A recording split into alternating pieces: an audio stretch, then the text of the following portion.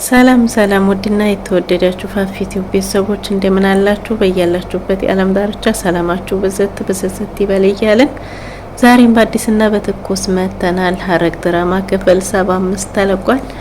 በባለፈው ክፍል እንዳየነው እንግዲህ ኤፉን አንጠልጥሏታል። ኤፉ ተተርፍ ይሆን ወይስ የሚለውን በቀጣይ ክፍል ይዘን ወደ እናንተ የምናብራራ ይሆናል። እናንተም በቅንነት ላይክ፣ ሼር፣ ሰብስክራይብ ማድረጋችሁን አትርሱ።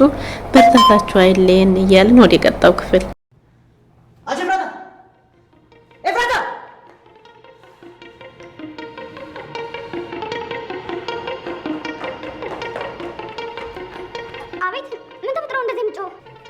የት ነበርሽ? የሰማው ነገር አለ? ተናገሪ። የት አባሽ ነበርሽ? ልብሴን ላመጣ ወደ ቤት ሄጄ ነበር። አትዋሽ። እዛ ቤት ሄድሽው ልብስ ለማምጣት ሳይሆን ትናንት ማታ መቀበል ያልቻልሽውን ቀለበት ለመቀበል ነው አይደል? እውነቱን ንገሪኝ። እንዴ ቆይ፣ ስለምንድን ነው የምታወራው? እኔ እንዴት እንደዛ ላደርግ እችላለሁ? እውነቱን ተናገሪ። እኔ ያፌት እንደ ናታም ትጮችበት አሻንጉሊት አለ። ትሰሚኛለሽ? እውነቱን ተናገሪ። እውነቱን ተናገሪ አልኩሽ አይደል እንዴ? ምን አባሽ ልታረጊ ነው እዛ ቤት ሄድሽው?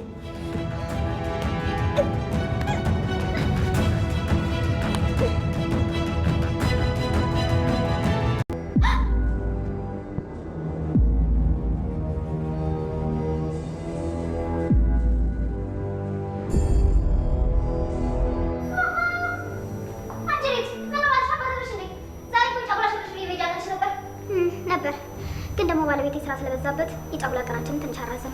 ስለመጣሽ በጣም ደስ ብሎኛል። በእርግጥ አንቺን ባትመጪ ወደ አንቺ ጋር ልመጣ ነበር። ምን ነው በሰላም? ኧረ አዎ በሰላም ነው። ስለ ወንድሜ አንዳንድ ነገሮችን ልጠይቅሽ ፈልጌ ነበር። ስለ እኔ ምንድን ነው የምትጠይቂው? ስለ እኔ ማወቅ ከፈለግሽ እኔ ባለቤቱ አለው አይደል? ስለ እኔ ህይወት እሷ ምን አጎቷት ነው እሷ የምትጠይቂው? ኤፉዬ ግን ደህና ነሽ? ትናንትኛ ባጠፋነው ጥፋት ተናገረሽ እንዴ?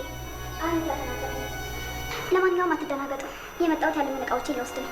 በቃ ለአንቺ እቃ ይዞ መሄድ እንደዚህ ቀላል ነው? ሁሉም ነገር አለቀ? የደከምንበት የለፋንበት ለዚህ ነው? ምን ጠብቀህ ነበር? ከአንተ ጋር እየፈራሁ እንድኖር? ሰማኛለህ አቶ ናታን፣ መፋቀር ብቻ ለመኖር በቂ አይደለም። እኔ ደግሞ የሚታገልልኝ ሰወድቅ የሚያነሳኝ የሚከራከልኝ ወንድ ነበር የሚፈልገው። ወንድ ገባ? እኔ ለአንቺ ብቁ አይደለሁ? ለአንቺ ወንድ ማለት በሴቶች ስቃይ የሚደሰት በሰዎች ስሜት የሚደሰት ሰውን ለመግደል ወደ ኋላ ማየት እሱ ነው ለአንቺ ወንድ? እንደዚህ አይነት ወንድ ከመሆን ወንድ ሳልሆን በቀር ይሻላል። እና ታዲያ እንቅልፍ መድኃኒት ሰጥቶ ማስተኛት ነው ወንድነት? ከዛ የተሻለ ሀሳብ አልነበረንም። ደግሞ አንቺን ለመውሰድ የግድ እሱን ማስተኛ ነበረብን። ቆይ አንቺ ሀሳብሽ እሱን እንድንገለው ነው እንዴ? ለማንኛውም አሁን ቀይ ልውሰድ፣ በጣም ቸኩላለሁ።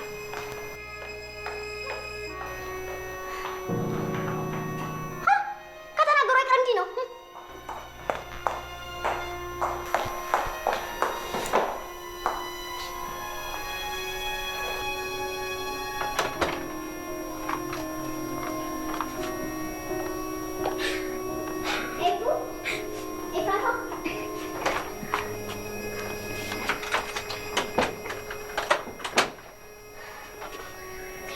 ነይ ቀፊኝና እስኪወጣልሽ ድረስ አልቅሽ። በውስጥሽ አትያዥው። ኧረ እኔ ማልቀስ አላሰብኩም። በቃ ስለምቸኩል ልብሴን ላዘጋጅ። ኤፉዬ እባክሽ በጣም ይቅርታ አድርጊልኝ። አንቺን በጣም ጎድቼሻለሁ። ከጎንሽ መሆን በነበረብኝ ሰዓት ላይ አብሬሽ አልሆንኩም።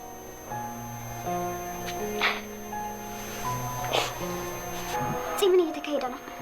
እኔ የማላውቀው አዲስ የተፈጠረ ነገር አለ እንዴ? አዎ እኔ ሁሉን ነገር ማስታወስ ቻልኩኝ። ማለቴ የዛን ቀን ሰርጉ ላይ ስመጣ ያፌትን ሳየው ቤታችንን ሳየው እንዴት እንደሆነ አላውቅም፣ ግን ትውስታዬ ተመለሰ። ግን ስሚ፣ ይህንን ነገር ከአንቺ በቀር ለማንም አልተናገርኩም። ለወንድሜም ቢሆን እንኳን አልተናገርኩም። አለማስታወሴ ልጠቀምበት እፈልጋለሁ። በተለይ ደግሞ ያፌትና ሉሊት ላይ።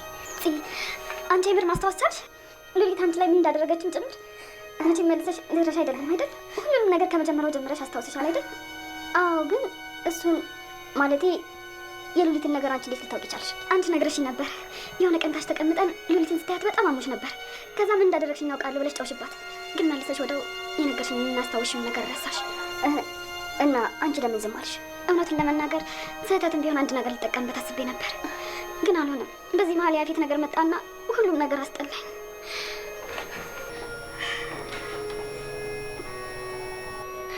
ታውቂያለሽ፣ አንቺም ስለተውሽኝ በጣም አዝኜ ነበር። በሁሉም ነገር ስትፈርጅብኝ እዚህ ጋር በጣም ተሰማኝ። ከምንም ጊዜውም በላይ ሁሉ ነገር የተሰባበረ እፉዬ እባክሽ ይቅር በይኝ በቃ። ሁሉም ነገር የታየኝ ማታ እዚህ ክፍል ስገባ ነው። እኔና ወንድሜ ያላንቺ ባዶ ነን። ይሄ ቤት ያላንቺ በጣም ያስጠላል። ንገሪኝ፣ ቆይ የአረመኔ በምንድን ያስፈራራሽ? አይ አልነግርሽም። ተይ እንጂ እፉ፣ እኔ ከመታመሚ በፊት እኔ አንቺና ዳጊ ሆነን የተጓባነውን ቃል ረሳሽው እንዴ?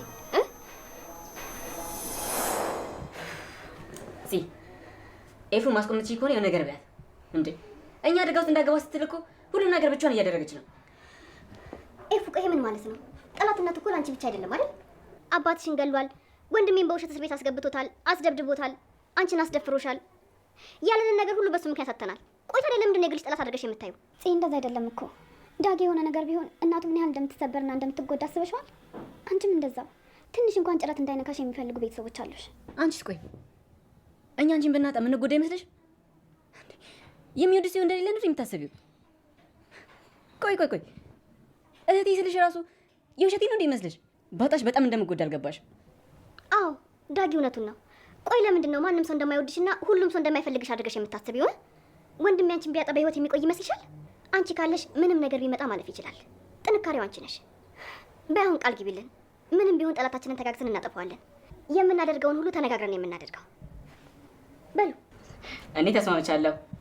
ከአንድ ብርቱ ሁለት መድኃኒት ትላለች እናቴ። አንድ ላይ መሆናችን ለኛ ጥንካሬ ነው። ኤፉዬ አንቺስ በእኛ ሀሳብ አትስማሚ? እሺ እስማማለሁ፣ ቃል ገባለሁ። ዳግም በእናቱ እኔና ኤፉ ደግሞ በወንድሜ ስም ቃል እንገባለን። በኤፉዬ እናቱዬን እንሳኝ ከእናንተ ተደብቄ ምንም ነገር አላደርግም፣ እናንተን ሳላናገር ምንም ነገር አልወስንም ብለሽ ቃል ግቢልን። እሺ ሚስጥረኛዬን እንሳኝ ምንም ነገር አልደብቃችሁም። እኔም እማዬና ኤፉን እንሳኝ ቃል ገብቻለሁ። እኔም በወንድሜ ስም ቃል ገባላችኋለሁ።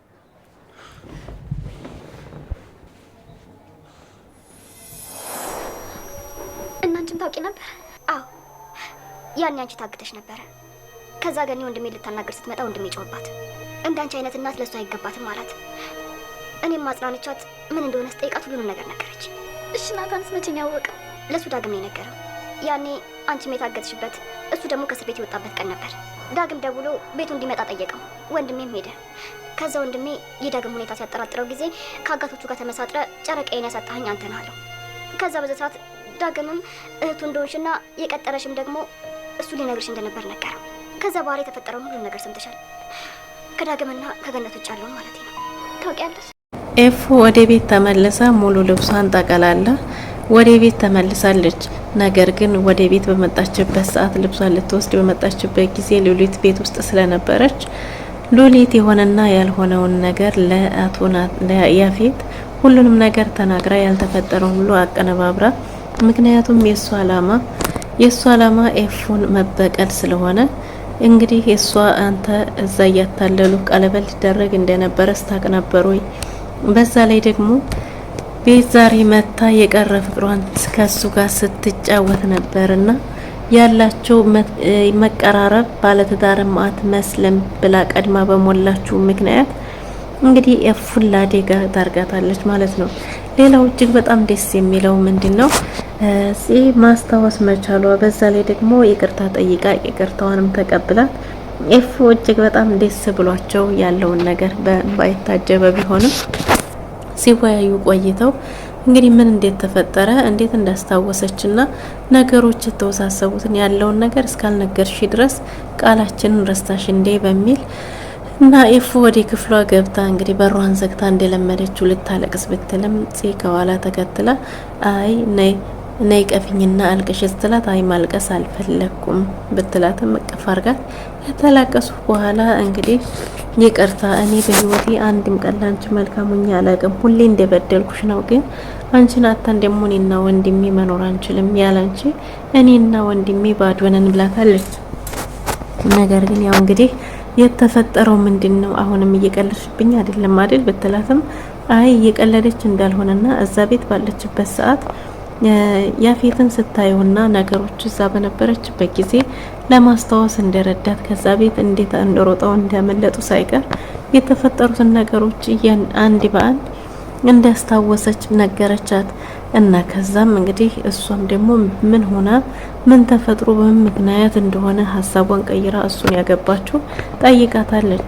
እና እሱን አልነግርሽም ብትላትም እንግዲህ ቃል እኮ ተገባብተናል እኔ ዲያጌ አንቺ ሆነን ቃል ገብተሽ ነበር እኔም በወንድሜ ስም አንቺም ደግሞ በሚስጥረኛሽ ስም እንዲሁም ዲያጌ ደግሞ በአንቺና በእናቱ ስም ቃል ገብተሽ ነበር። ስለዚህ አሁን መደባበቅ የሚባል ነገር በእኔና አንቺ መሀል የለም ስትላት የእውነትሽን ነው ግን አሁን መልሰሽ አትረሽም ብትላትም አይ አሁን አስታውሻለሁ ግን ይህን ማስታወሴን ለማንም እንድትናገሪ አልፈልግም ምክንያቱም ልጠቀምበት ፈልጊያለሁ በተለይ ሉሊትና ያፌት ላይ በደንብ ይሰራልና መጠቀም ፈልጊያለሁ ብላት ቃል አስገብታታለች። ኤፉም እሺ ብላት በዚህ ተስማምተው እጅግ በጣም ደስ ብሏት ኤፉም ታቅ እንደነበረ ሉሊት እንደዚህ እንዳረገቻት ታቅ እንደነበረ ግን ኤፉ ዝም ያለችበት ምክንያት ሉሊትን ልትበቀልበት ለነገሮች መጠቀሚያ ልታረገው ፈልጋ ነገር ግን ባለመሳካቱ ሳይሳካ እንደቀረ ጭምር አስረድታታለች። እና ጺም ለምን ዝም አልሽ ብትላትም ልክ ባይሆንም ዝም ያልኩበት መንገድ ይሄ ነበር አንቺ ደግሞ ወዲያው ነግረሽኝ ረስተሽው ነበር ብላት ነበር።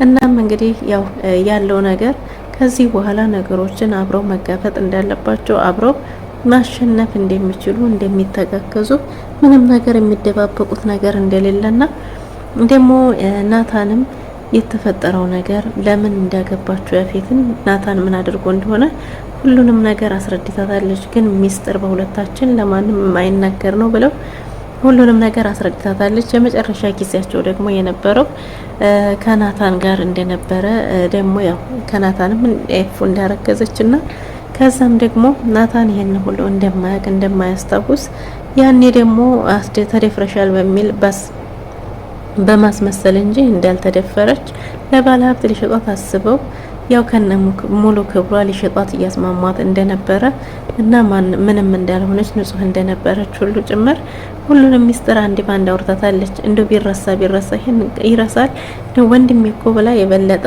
ተናዳለች።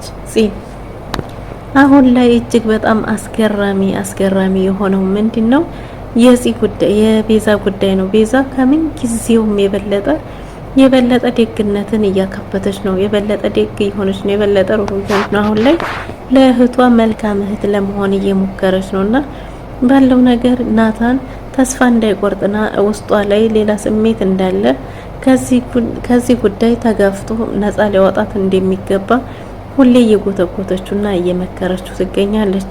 አሁን ላይ ቤዛ እጅግ በጣም ልዩ ሴት ሆናለች። እናም አትመለከተውም፣ አይኗን አታዩም፣ ፊቷን አታዩም፣ የሆነ ያዘን ስሜት አለኮ እያለች እህቷንም በስስት አይነት ትመለከታታለች። ቤዛ ያ ነገሯ ሁሉ ተቀይሮ አሁን ሌላ ልዩ ሴት ሆናለች። እንግዲህ በቢኒና በፂ መካከል ያለውን ፍቅር እዚህ በማስታወሷ ምክንያት ስልኩን ስላላነሳችለት ቢኒ እጅግ በጣም ተጨናንቋል። ለምንድን ነው? ምን ተፈጥሮ ነው? ምን አጥፍቼ ነው? አጥፍቻለሁ ብዬ በደሎችን ብፈልግም ላገኝ አልቻልኩም። ነገር ግን ምን አርጊያት ዘጋችኝ የሚል ነገርም እያጨናነቀው ይገኛል። እናም እንግዲህ ከዚህ በኋላ ፂጋ ተጫዋቶ ከጨረሱ በኋላ ልትመለስ ስትል ናታን በእጁ ግድግዳ ወግሮ ነበርና ከዛም እጁ ላይ ያለውን ቁስል አይታ አልኮል አምጡልኝ ላጽደለት ብትልም ምን አገባሽ? ምን ይመለከትሻል? አንቺ ስለዚህ አይመለከትሽም። ስለዚህ ምንም የሚመለከትሽ ነገር የለም ሂጂልኝ ብሎ አመናጭቆ ቢያባራትም ቤዛና ፂ ተቆጥተዋል። እንዴት እንድታረጋለህ ቢባልም ናታንም የፈለገችው ወንድ ይሄን አይነት ወንድ አይደለ በቃ ሁኛ ሳይዋት ብሎ በሪፍረት ይናገራል።